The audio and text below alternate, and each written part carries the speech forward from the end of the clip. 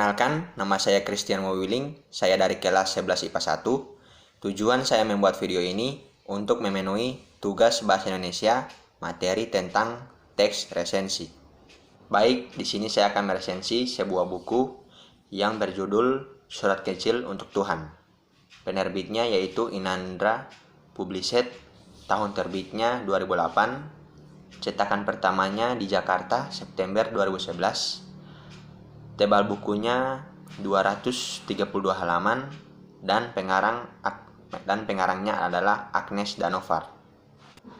Novel Surat Kecil untuk Tuhan menceritakan tentang perjuangan seorang gadis remaja dalam melawan penyakit kanker yang sangat ganas, yaitu rhabdomyosarcoma atau kanker jaringan lunak. Dialah Gita Sesawanda Cantika. Kita mengenalnya sebagai mantan artis cilik pada era 1998. Gadis kecil ini adalah tokoh utama dalam novel Surat Kecil untuk Tuhan yang divonis menderita penyakit kanker ganas. Dokter memprediksi hidupnya tinggal 5 hari lagi.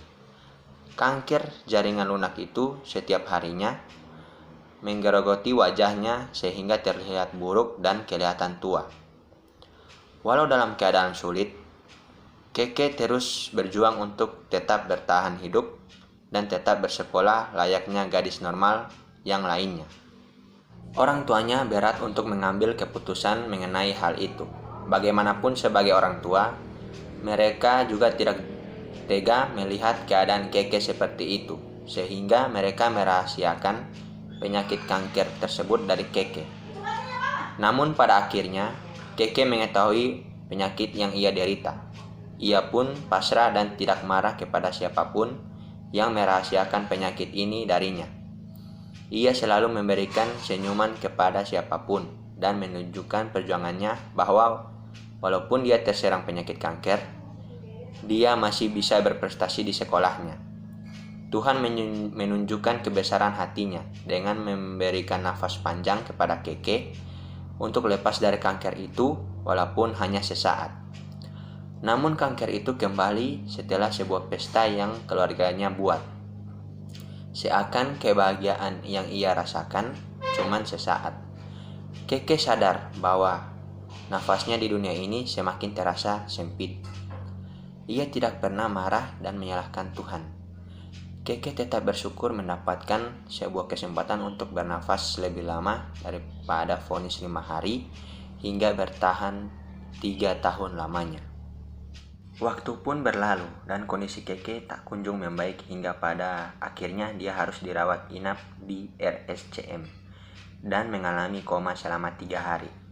Dalam masa opname ini, ada berita yang begitu membahagiakan untuk Keke dan keluarganya bahwa Allah memang memberikan cobaan sesuai kemampuan hambanya. Keke membuktikan semua itu. Keke menjadi juara 3 kelasnya dalam ujian akhir sekolah.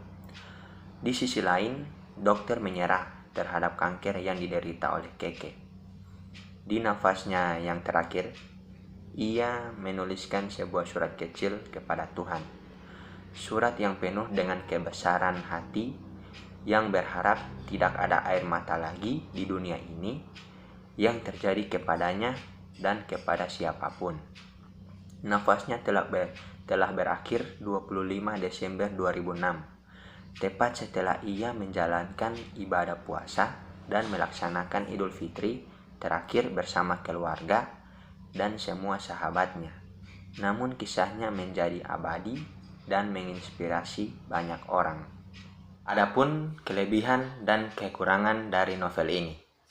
Kelebihan dari novel ini adalah dapat membuat pembacanya terhanyut dalam kisah yang diceritakan oleh pengarang dalam cerita ini. Kisah dalam novel ini juga diangkat dari kehidupan nyata dan sangat menyentuh sekali. Novel ini juga melampirkan beberapa foto perjuangan Keke ketika melawan penyakitnya tersebut, hingga foto bersama dengan sahabat-sahabatnya Keke saat di pemakaman Keke. Sedangkan kekurangan dari novel ini hampir tidak memiliki kekurangan. Namun setiap karya manusia pasti mempunyai kekurangan. Kekurangan dalam novel Surat Kecil untuk Tuhan ini adalah masih terdapat penulisan yang salah dan juga ada penulisan yang kurang menarik dan sulit untuk dimengerti. Sekian video dari saya. Apabila ada kesalahan kata atau kekurangan, mohon dimaafkan. Sekian dan terima kasih. Peace.